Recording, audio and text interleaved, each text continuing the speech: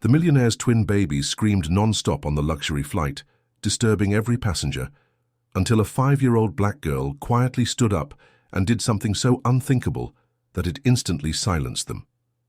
Don't forget to like this video if it touches your heart, and comment below what you think will happen next. Your engagement helps us share more incredible true stories like this one. Don't forget to like this video if it touches your heart, and comment below what you think will happen next. Your engagement helps us share more incredible true stories like this one. The piercing cries of twin infants echoed through the first-class cabin of Flight 447, a sound that had been relentless for over 2 hours. Marcus Sterling, a 29-year-old tech mogul worth over $50 million, sat helplessly in seat 2A, his perfectly tailored Armani suit wrinkled from stress and exhaustion.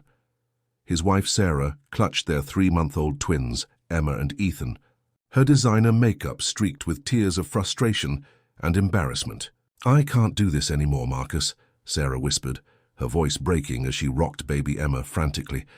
"Nothing works. They hate me. I'm a terrible mother." The postpartum depression that had been consuming her for weeks seemed to intensify with each passing minute of the flight. Her hands trembling, she looked around at the annoyed faces of fellow first-class passengers, their expensive suits and jewelry a stark reminder of the privileged world they inhabited. Marcus reached for his son, Ethan, but the baby only cried harder at his touch. "Shh, buddy, please," he murmured, his CEO confidence completely shattered in the face of fatherhood. The man who commanded boardrooms with ease felt utterly powerless. He'd built a tech empire from nothing, revolutionized cloud computing, but he couldn't soothe his own children. A flight attendant named Jennifer approached with a forced smile, her professional composure barely masking her irritation. "Mr. Sterling, perhaps you could try walking them down the aisle. Sometimes movement helps." Other passengers shot disapproving glances their way. An elderly businessman in seat 1C had already complained twice to the crew chief. "We've tried everything," Marcus said, running his hands through his dark hair. "Feeding, changing, swaddling, walking. Nothing works." The stress was taking its toll on his marriage too. Sarah hadn't spoken to him properly in days, lost in a fog of maternal guilt and exhaustion.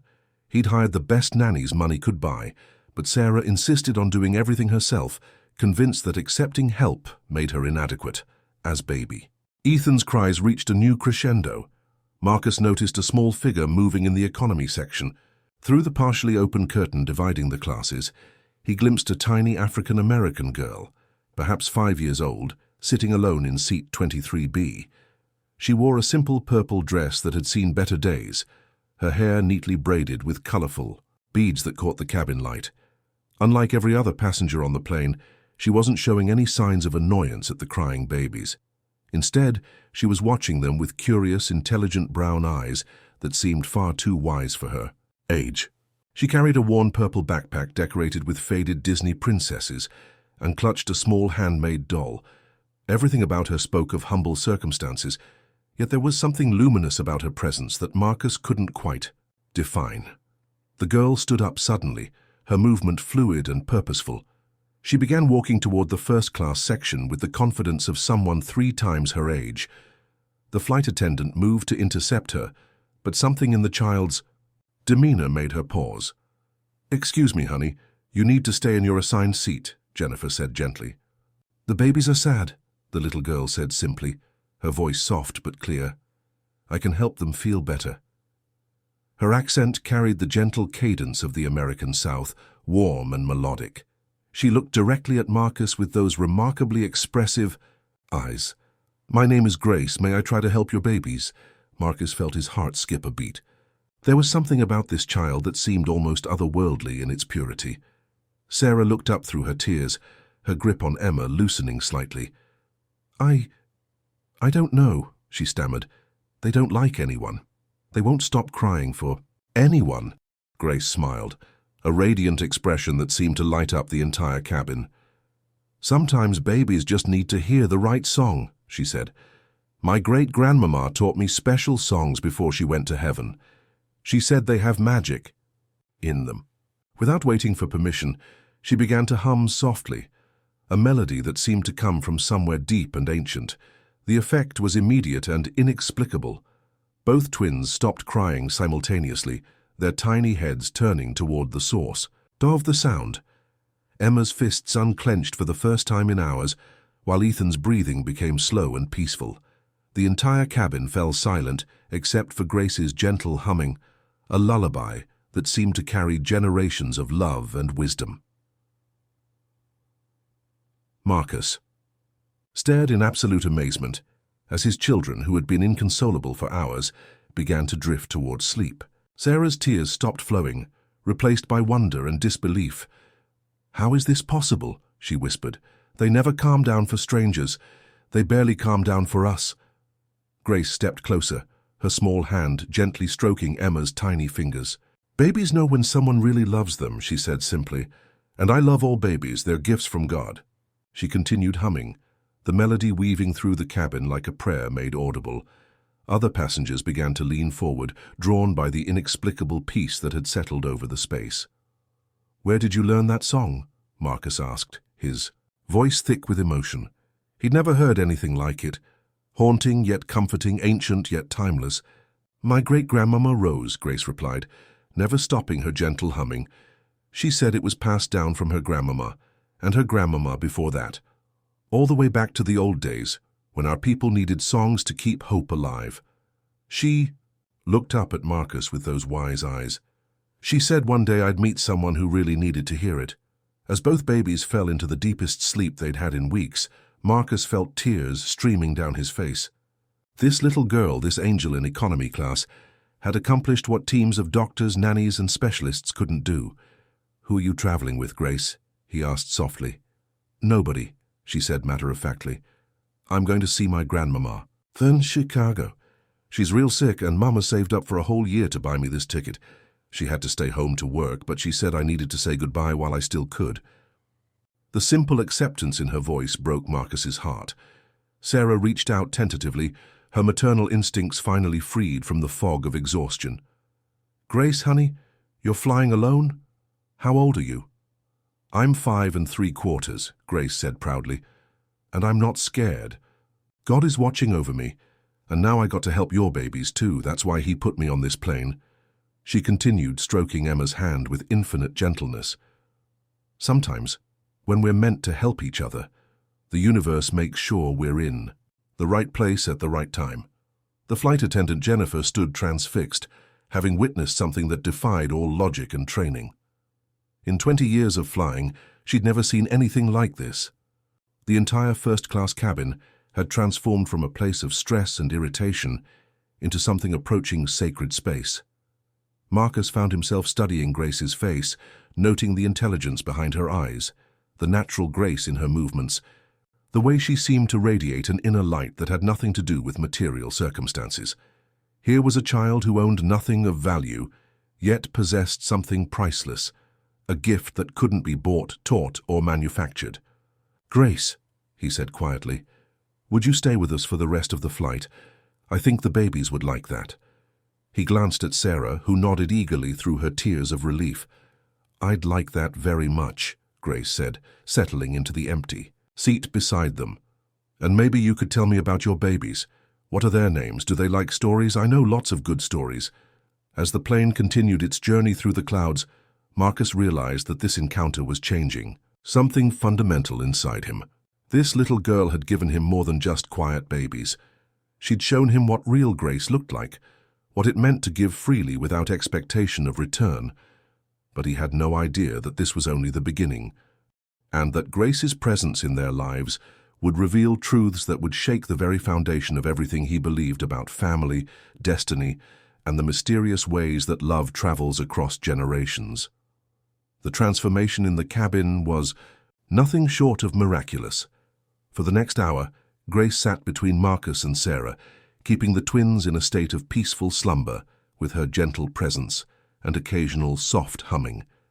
She told them stories about her life in Birmingham, Alabama, painting vivid pictures of a world far removed from their privileged existence.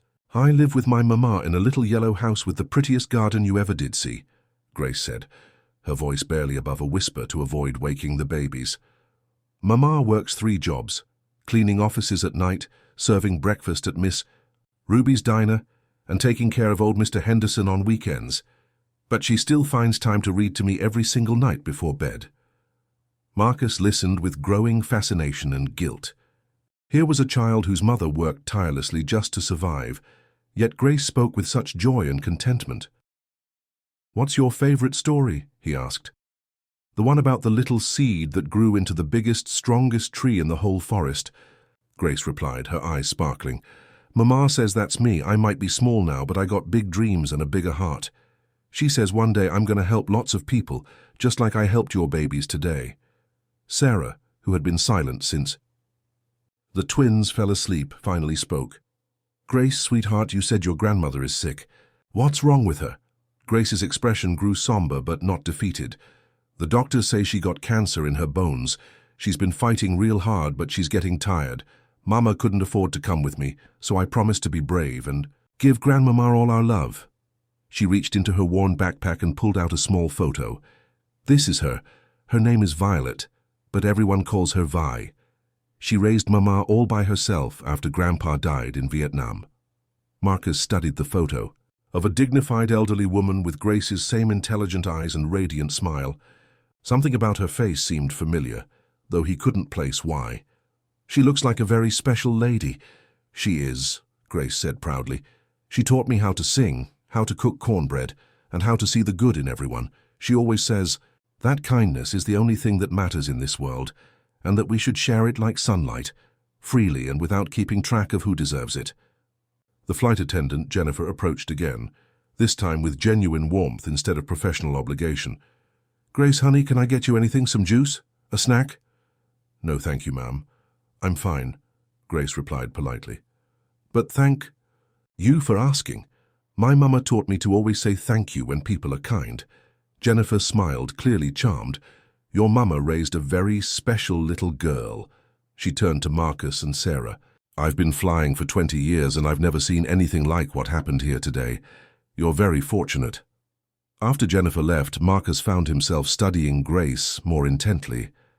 There was something about her mannerisms, her facial expressions, even the way she held her head that nagged at his memory.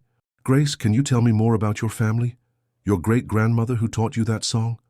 "Great-grandmama Rose was the most amazing person who ever lived," Grace said, her voice filling with reverence.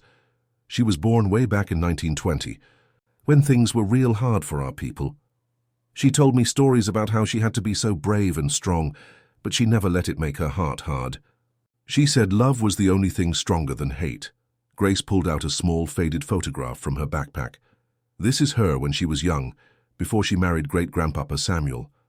Mama says I got her eyes and her gift for singing." Marcus took the photo with trembling hands. The young woman in the sepia-toned image was breathtakingly beautiful, with high cheekbones, expressive eyes, and a smile that radiated warmth and strength. But it wasn't her beauty that made his breath catch. It was something else. Something that sent a chill down his spine. "Grace," he said carefully, "what was your great-grandmother's last name before she married?" "Washington," Grace replied. "Rose Washington. She lived in a little town called Millerville before she met great-grandpapa and moved to Birmingham. Why do you ask?" Marcus felt the world tilt on its axis. Millerville. His grandfather had mentioned that name countless times in family stories. His own great-grandfather, Henry Sterling, had owned a textile factory there in the 1940s. The pieces of a puzzle he didn't even know existed began falling into place. Sarah noticed his sudden pallor. "Marcus, what's wrong? You look like you've seen a ghost." I'm not sure," he said slowly, his mind racing through fragments of family history he'd never paid much attention to. "Grace, did your great-grandmother ever mention working for a family named Sterling?" Grace's eyes widened with surprise. "How did you know that?" "Yes, she worked for the Sterling family for almost 10 years. She used to tell me stories about the big house and the kind lady who taught her to read. But then something happened, and she had to leave real sudden-like. She never talked much about the details, just that it was a sad time, but also when she met the love of her life." The implications hit Marcus like a physical blow. His grandfather had told him stories about the family's textile business, about workers and servants, but always in vague terms. Now, sitting next to this extraordinary child, he was beginning to understand that his family's history was far more complicated than he'd ever imagined. "Grace," Sarah said gently, "do you know why your great-grandmother had to leave the Sterling family?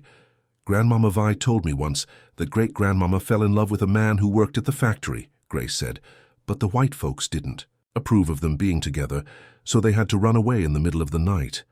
Great-grandmama was real sad to leave the lady who'd been kind to her, but she said love was worth any sacrifice." Marcus's heart began racing as memories surfaced. His grandfather's stories about a beloved housekeeper who had disappeared suddenly, his great-grandmother's sadness about losing someone she considered family. Could it be possible? After all, these years, had fate brought their families back together in the most unexpected way? "Grace," he said quietly, "I think there's something you should know. I think our families knew each other a long time ago." Before Grace could respond, baby Emma stirred in Sarah's arms, beginning to fuss again. Without hesitation, Grace began, humming that same ancient lullaby, and the baby immediately settled. As her voice filled the cabin with that haunting melody, Marcus realized that some connections transcend time, circumstance, and even understanding. "That song," he whispered. "I think I've heard it before." Grace smiled knowingly. Great-grandmama said that song travels where it needs to go. She said one day it would find its way back home. She looked at Marcus with those wise, ancient eyes. Maybe that day is today. As the plane continued its journey toward Chicago, Marcus felt the weight of history and destiny settling around them. Whatever connection existed between their families, whatever secrets lay buried in the past, he knew that this encounter was not random.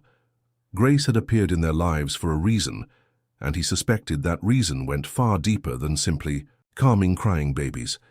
But as he watched this remarkable child continue to minister to his family, with nothing but love and kindness, he couldn't shake the feeling that they were all standing on the precipice of a truth that would change everything. As the plane began its descent into Chicago, Marcus found himself reluctant to let Grace return to her seat in economy.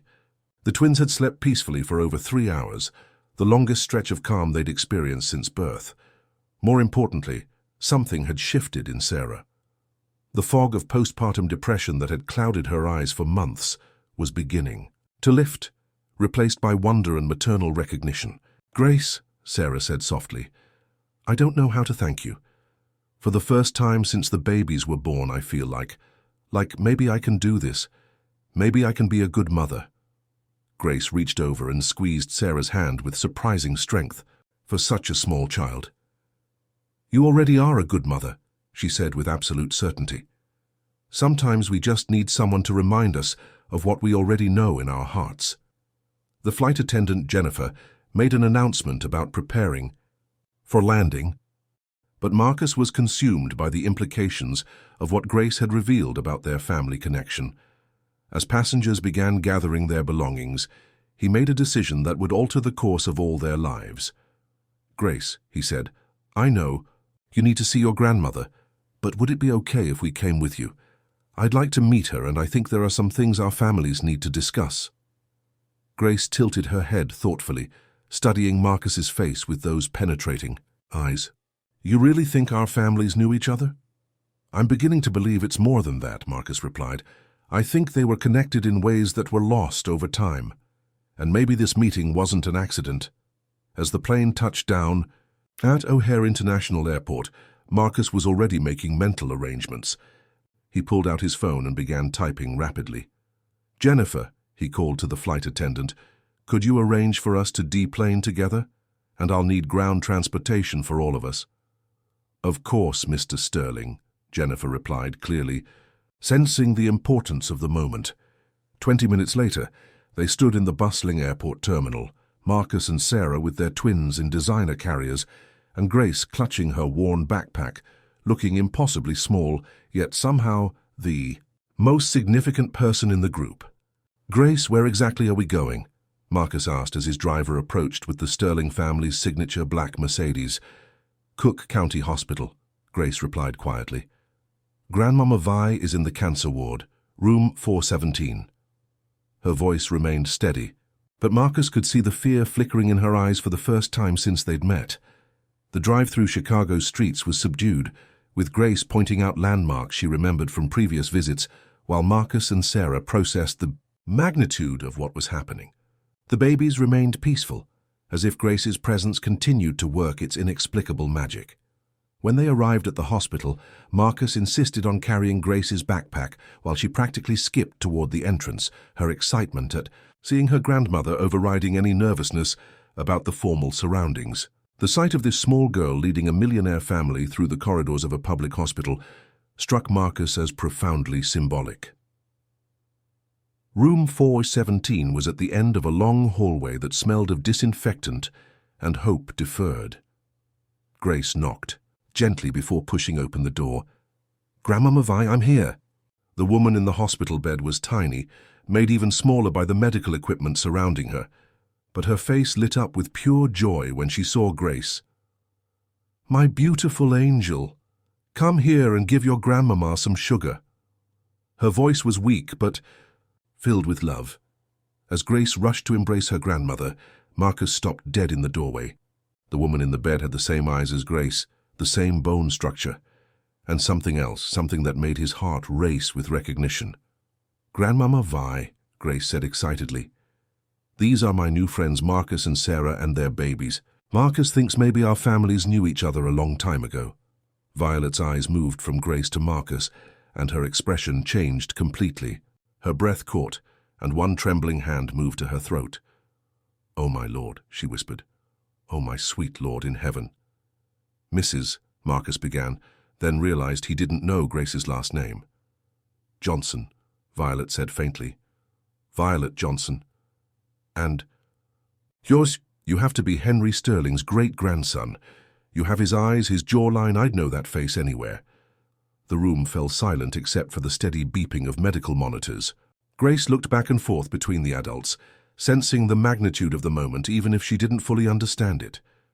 "You knew my great-grandfather," Marcus said, not a question, but a statement loaded with implications. Violet nodded slowly, tears beginning to stream down her weathered cheeks. "I know a lot more than that, child. Grace, baby, come sit with your grandmama. There's a story I need to tell, and it seems like the good Lord decided it was finally time." As Grace climbed carefully onto the hospital bed, Violet reached for a worn photo album on her bedside table. With shaking hands, she opened it to a page Marcus recognized immediately. A formal portrait of his great-grandfather, Henry Sterling, standing beside a beautiful young black woman in an elegant dress. "That's my mama, Rose Washington," Violet said quietly. "And that's the day she became Rose Sterling." The words hit Marcus like a physical blow. "That's impossible," he breathed. "My great-grandfather never, the family never." "Married a black woman in 1943? Violet finished with a sad smile. "Oh, yes, he did. In a little ceremony conducted by a minister who believed love was stronger than law. But they could never acknowledge it publicly. Different times, child. Dangerous times for people who loved across color lines."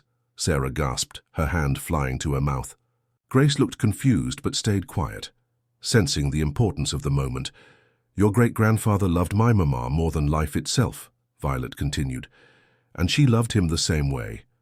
But when she got pregnant with me, they knew I couldn't stay in that house.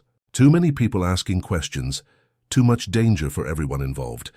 Marcus felt the room spinning around him.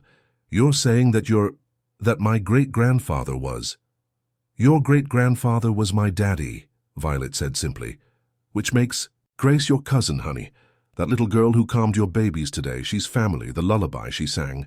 That was your great-grandmother's song too. The woman you never got to meet because she had to disappear to keep her family safe." Grace's eyes went wide as understanding dawned. "You mean Marcus is my cousin? Real family?" "Real family," Violet confirmed, pulling Grace close. "The family that got separated by history but never by love." Marcus sank into the visitor's chair, overwhelmed by the magnitude of this revelation. Everything made sense now. Grace's inexplicable effect on the babies, the familiar melody, the sense of recognition he'd felt from the moment they met. His children had responded to her, because on some level, They recognized their own blood. "These years," he whispered. "We never knew you existed." "My mama made me promise never to seek out the Sterling family," Violet said. "She said it wouldn't be safe, and it wouldn't be fair to complicate your lives. But she also made me promise to remember that love doesn't die just because it has to hide." Sarah, who had been silent through this revelation, finally spoke. "Grace, you saved our family today, and now we find out you are our family." Grace beamed with happiness, but then her expression grew serious. "Does this mean you can help Grandmama Vi get better? The doctors say the medicine costs too much money." Marcus looked at this dying woman who was his family, at this extraordinary child who had appeared in his life like an angel, and felt his heart break open with purpose. "Grace," he said firmly, "your grandmother is going to get the best medical care in the world, and you're going to come live with us until she's better." "And after she's better too," Sarah added, surprising herself with the fierceness in her voice. "Family takes care of family," as Grace threw her arms around Marcus's neck, as Violet wept tears of gratitude and amazement as the twins slept peacefully in their carriers. Marcus realized that everything he thought he knew about his life had just been rewritten, but instead of feeling lost, he felt found. Complete in a way he'd never imagined possible.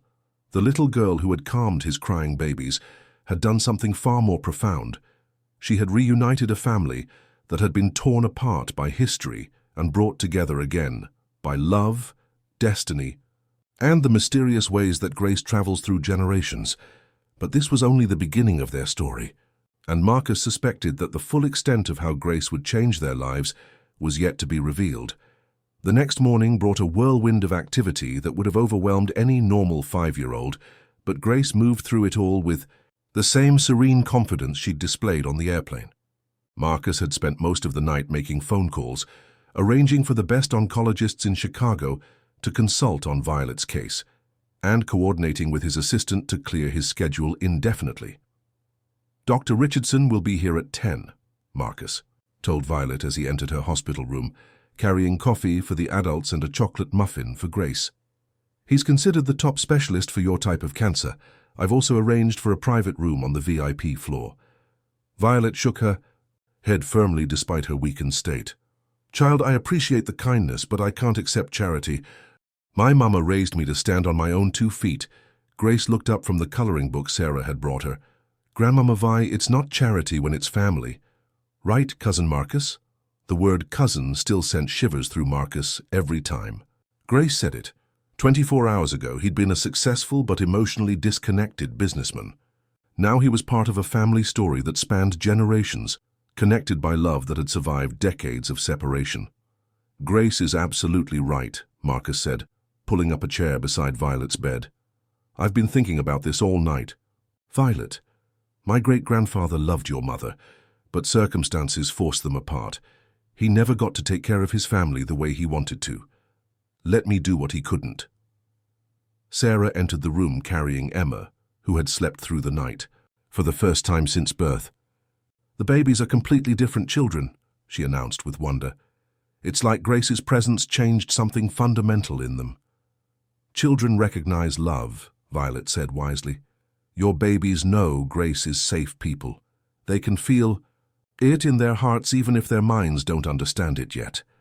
Dr. Richardson arrived precisely at 10, a distinguished man in his 60s with kind eyes and an immediately commanding presence.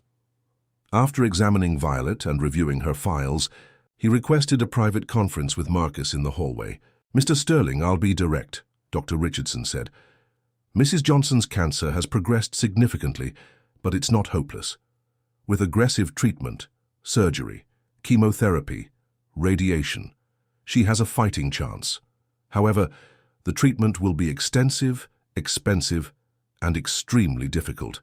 Cost is not a factor," Marcus said immediately. "What are her real chances?" "With proper treatment and care, I'd say 60% chance of remission. Without treatment." Dr. Richardson's expression grew grave. "Weeks, maybe a month or 2, at most." Marcus felt his heart clench thinking of Grace losing the most important person in her world. "Then we do everything, whatever it takes." When they returned to the room, Grace was sitting on the bed beside her grandmother, both of them examining the photo album that contained the hidden history of their families. Grace pointed to a picture of a young Rose Washington Sterling and Mama.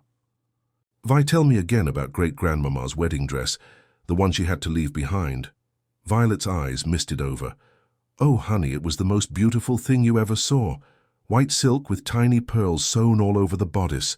Your great-grandfather had it made special for her by a seamstress in Chicago, but when they had to leave Millerville so sudden-like, she couldn't take it. Too many questions if folks saw her with something so fine.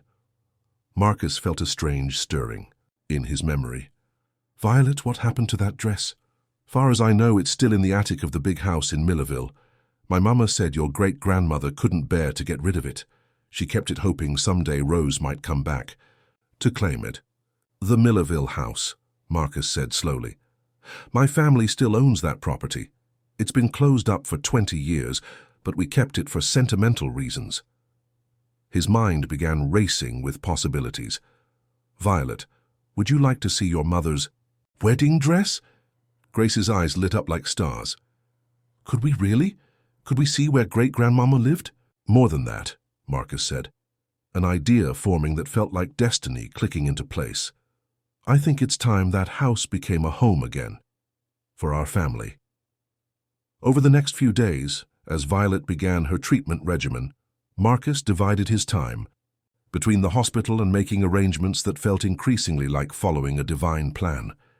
He flew to Millerville and found the Sterling estate exactly as his grandfather had left it, a grand Victorian mansion with grounds that sprawled over 50 acres. In the attic, wrapped in white linen and preserved by the dry air, he found Rose Washington Sterling's wedding dress. It was exactly as Violet had described, exquisite white silk, covered in tiny pearls that caught the light like tears of joy. Beside it, he discovered a trunk filled with letters, photographs, and keepsakes that told the story of a love affair that had defied its time.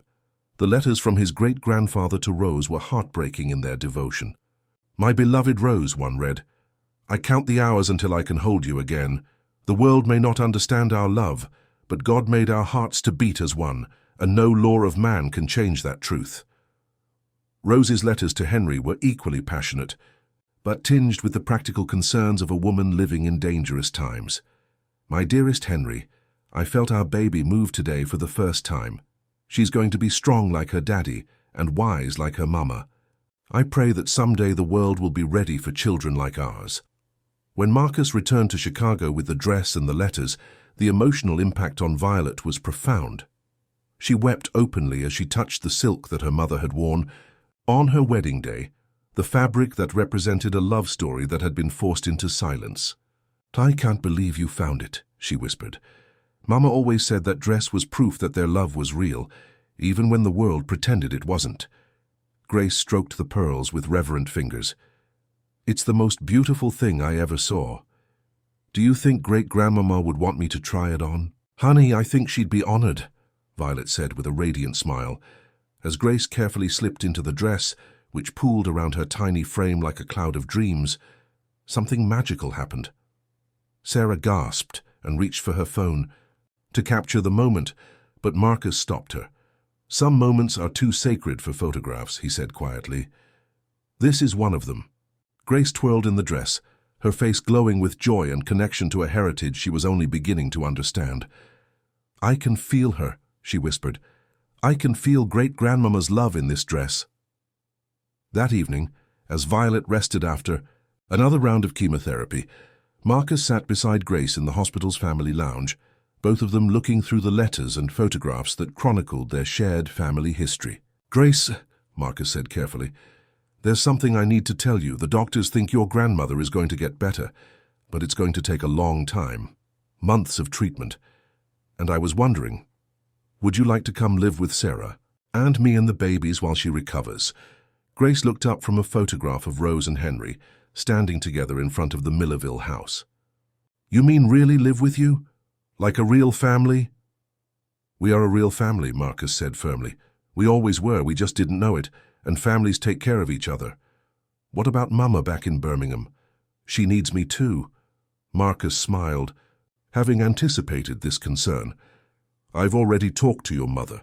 Her name is Patricia, right? I explained everything that's happened, and she's agreed to let you stay with us while your grandmother gets treatment.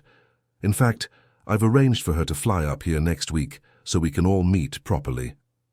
Grace threw her arms around Marcus's neck with such force that he nearly toppled from his chair. "This is the best day of my whole life," she declared. "Well, except it would be better if Grandmama Vi wasn't sick. But she's going to get well, right? With the best doctors and all." "The love we can give her, she has every chance," Marcus assured her. "And Grace, there's something else. The house in Millerville where your great-grandmother lived, I'm having it restored. When your grandmother is well enough, I'd like all of us to spend time there together. Make it a place where our family can remember where we came from and celebrate where we're going." As Grace fell asleep that night in the fold-out chair beside her grandmother's bed, Marcus reflected on the extraordinary chain of events that had brought them together. A crying baby on an airplane had led to the reunion of a family separated by history, but connected by love stronger than any obstacle. But even as he planned for their future together, Marcus couldn't shake the feeling that Grace's role in their lives was far from complete. The little girl who had calmed his children with an ancient lullaby had gifts that went beyond simple kindness.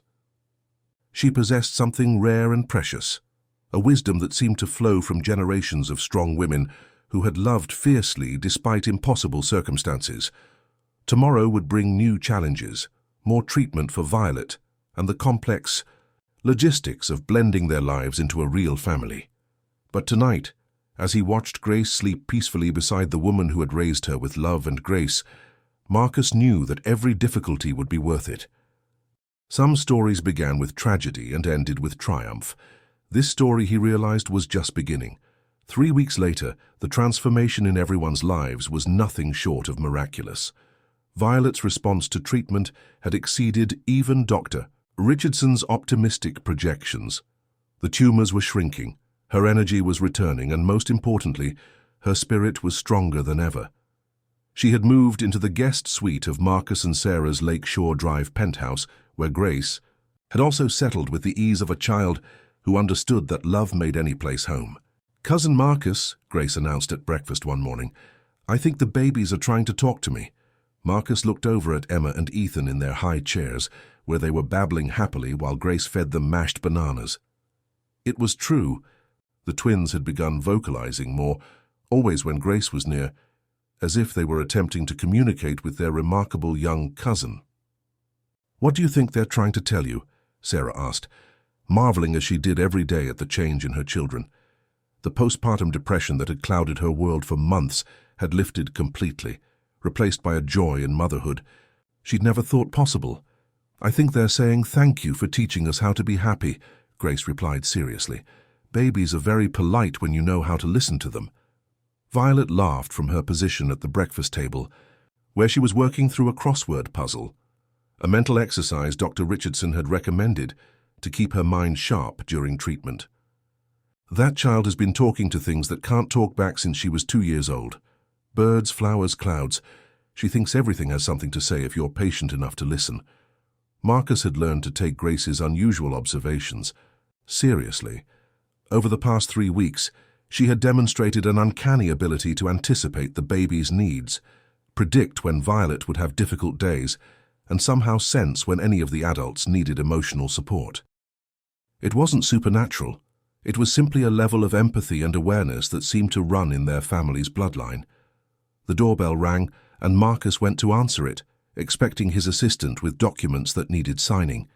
Instead, he found Dr. Richardson standing in the hallway with an expression that was both professional and personal.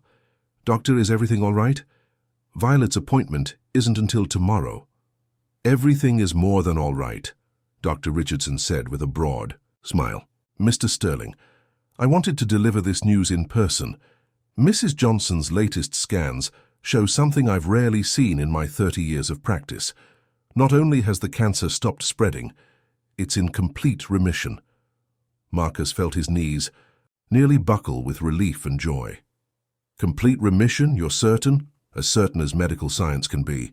Her immune system seems to be supercharged, fighting off the cancer with remarkable efficiency.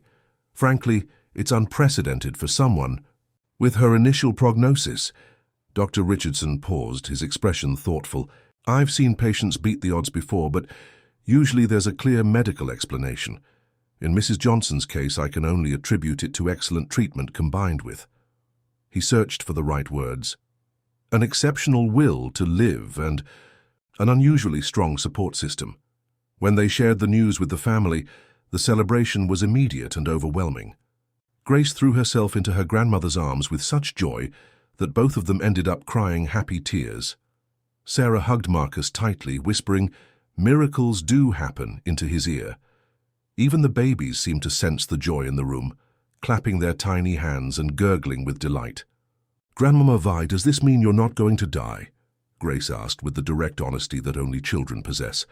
"Honey, it means I'm going to be around to see you grow up, graduate from school, maybe even walk down the aisle in your great-grandmama's." "A wedding dress," Violet said, pulling Grace close. "The good Lord has given us more time together, and I intend to make every day count." That afternoon, while Violet rested and Sarah took the babies for a stroller walk along Lake Michigan, Marcus found Grace in his home office, where she had set up a little desk beside his massive oak one. She was drawing pictures with colored pencils, her tongue sticking out slightly in concentration. "What are you working on there, kiddo?" he asked, settling into his chair.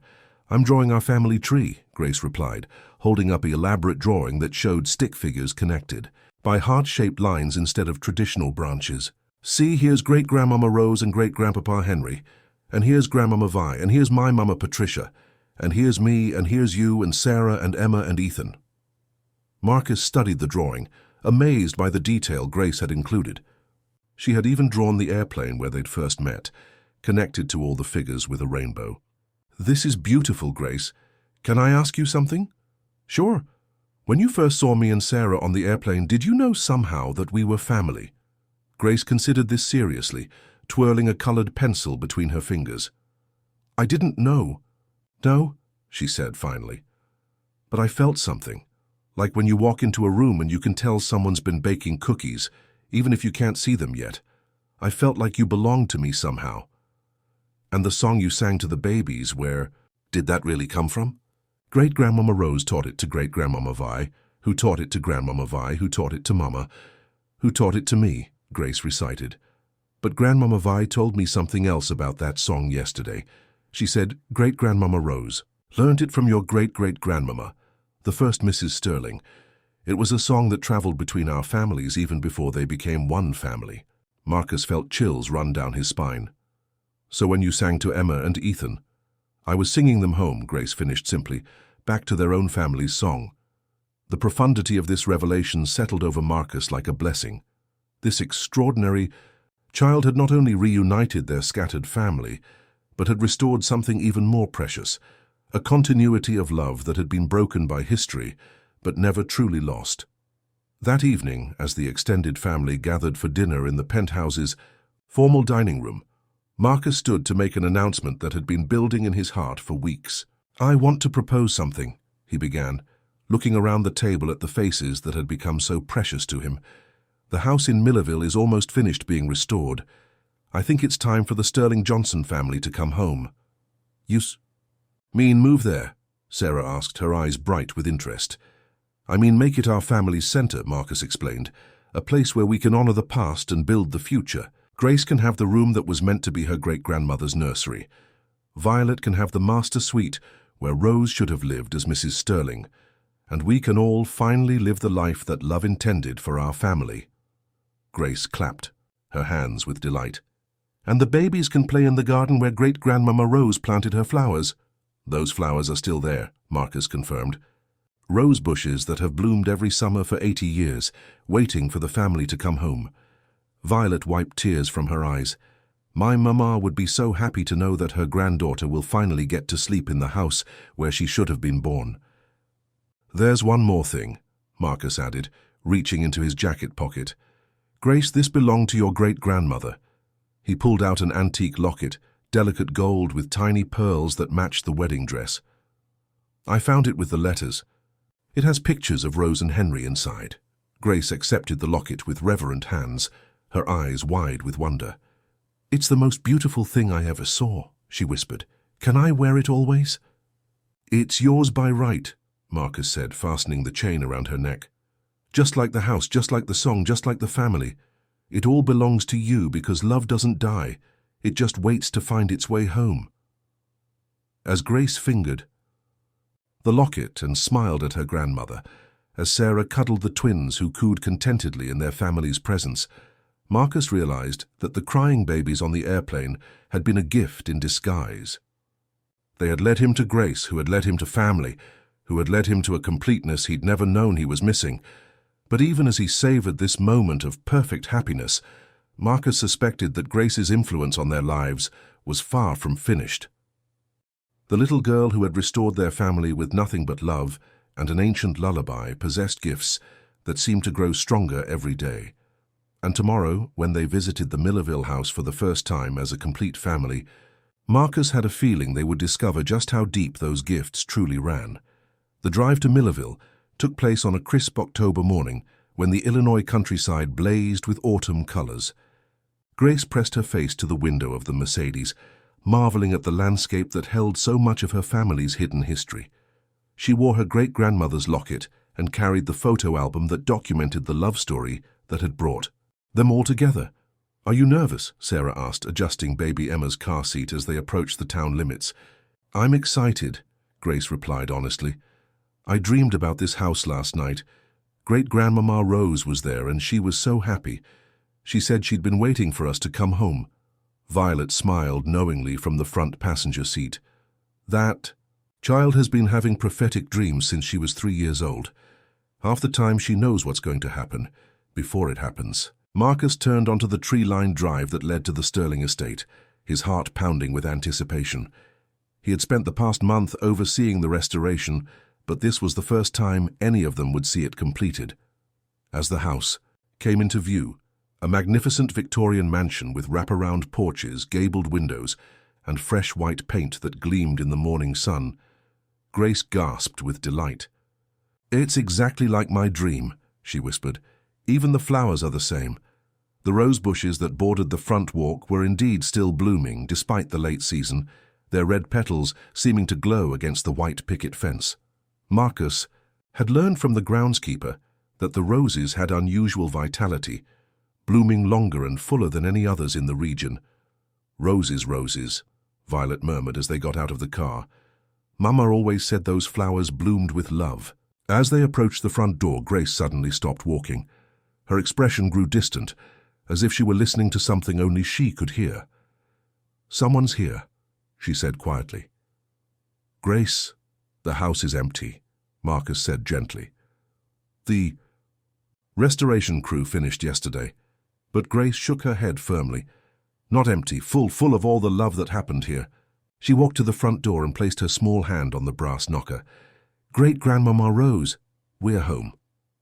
The front door swung open at her touch, though Marcus was certain he had locked it the day before. Inside, the house seemed to shimmer, with warmth and welcome. Sunlight streamed through the tall windows, illuminating the restored hardwood floors and the period furniture that Marcus had carefully selected to honor the home's original era. Grace walked through the rooms with the confidence of someone returning to a familiar place. She led them to the main staircase, where a large family portrait hung in the place of honor. It showed Henry Sterling with his arm around Rose Washington Sterling, both of them smiling with the joy of newlyweds. "I had that commissioned from the photos we found," Marcus explained. "I thought they deserved to be seen together, the way they always should have been." Grace studied the portrait with serious eyes. "They look so happy, and so young, like love made them glow from the inside." As they climbed the stairs, Grace went directly to what had been meant as the nursery, a sunlit room overlooking the rose garden. The room was now decorated as a little girl's bedroom, with a canopy bed, a rocking chair by the window, and shelves lined with books. "This is where I would have lived if I'd been born back then," Grace said matter-of-factly. "But I wasn't ready to be born yet. I had to wait until you needed me." The simple profundity of her statement left the adult speechless. Sarah found herself wiping away tears as she realized the truth in Grace's words. This remarkable child had appeared in their lives at exactly the moment when they all needed healing most desperately. They spent the morning exploring the house, with Grace pointing out details that she somehow knew, despite never having been there before. She showed them the kitchen where Rose had learned to cook Henry's favorite meals, the library where he had taught her to read, the music room where they had danced in secret.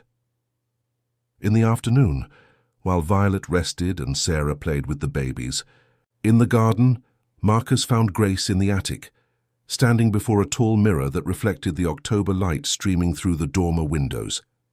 "I found something," she said, holding up a small wooden box that Marcus hadn't noticed during his previous visits. Inside the box were letters, dozens of them, tied with faded ribbon. Marcus picked up one of the letters, his breath catching. As he read the salutation, "My dearest Henry, my love, my heart. These are from Rose to your great-grandfather," he said in amazement. "I thought we'd found all their correspondence. These are the special ones," Grace said with certainty. "The ones she wrote but never sent because they were too full of love to risk losing." She picked up one of the letters and held it to her heart. She wrote these when she was pregnant with Grandmama Vi, telling him about all the dreams she had for their baby. As Marcus read through the letters, he discovered a love story even more profound than he had imagined. Rose had written about her hopes for their daughter, her dreams of a future when their family could live openly, her faith that love would find a way to survive even separation. "My beloved Henry," one letter read, "I sing to our baby every night the same song your grandmother sang to you. I want her to know that she comes from love on both sides, that the music in her blood is the sound of two families becoming one. Someday when the world is ready, our song will bring our children home." Grace looked up at Marcus with those wise, ancient eyes. "That's why I knew the song," she said simply. "It was waiting for me to learn it, so I could sing it back to where it belongs." As evening approached, the family gathered in the main parlor, where Marcus had arranged for a special dinner to be catered. As they sat around the mahogany dining table that had been Henry and Rose's, sharing stories and laughter, Grace suddenly stood up. "I want to say something," she announced with the gravity of someone much older. "I want to thank everyone for bringing me home to where I belong. But mostly I want to thank the babies." "The babies?" Sarah asked, puzzled. Grace nodded solemnly. "If Emma and Ethan hadn't been crying on the airplane, I never would have met you. Their crying was like a prayer, asking the universe to send them what they needed. And what they needed was family, real family, the kind that doesn't give up on each other." Marcus felt his throat tighten with emotion. "Grace, you saved us all that day. We didn't even know we were lost until you found us." "That's what family does," Grace replied with a smile. "We save each other, over and over, until nobody needs saving anymore because we're all safe together." As if responding to her words, both babies began babbling happily from their high chairs, their vocalizations sounding almost like they were trying to sing. Grace moved to stand between them, and together the three children created a harmony that filled the room with inexplicable joy. Violet wiped tears from her eyes. "My mama would be so proud to see her great-great-grandbaby bringing this family back together." "She can see," Grace said with quiet confidence. "They're all here, all the grandmamas and grandpapas who loved us before we were born. This house remembers love, and love never really dies. It just waits for the right time to bloom again." That night, as Grace settled into the bedroom that should have been her grandmother's nursery, she looked out the window at the rose garden below. The flowers seemed to glow in the moonlight, as if lit from within by decades of tended love. Marcus came to tuck her in, a ritual that had become precious to both of them. "Grace," he said softly, "do you know how grateful I am that you were on that airplane?" "I know," she replied, fingering the locket that held her great-grandmother's picture. "But Cousin Marcus, I think the airplane was just the beginning. I think we have lots more adventures ahead of us." "What kind of adventures?" Grace smiled mysteriously. "The kind where we get to help other people find their families, too. Great-grandmama Rose told me in my dream that our job isn't finished yet. She said when love brings people together, the way it brought us together, it creates ripples that spread out and touch other hearts." As Marcus kissed Grace goodnight and turned off the lights, he reflected on the extraordinary journey that had brought them to this moment. A crying baby on an airplane had led to the greatest blessing of his life. not just finding family he never knew existed, but discovering what it really meant to love without condition, to give without keeping score, to open his heart so wide that miracles became not only possible, but inevitable. Outside, the roses continued to bloom under the October moon, keeping watch over a house that had finally become the home it was always meant to be. And in the nursery where love had once been forced to hide, a little girl slept peacefully, dreaming of all the families still waiting to be reunited by the mysterious, unstoppable power of grace. The airplane angel had brought them home. But, as Grace had promised, this was only the beginning of the miracles that love could create when it found the right hearts to call home. The end.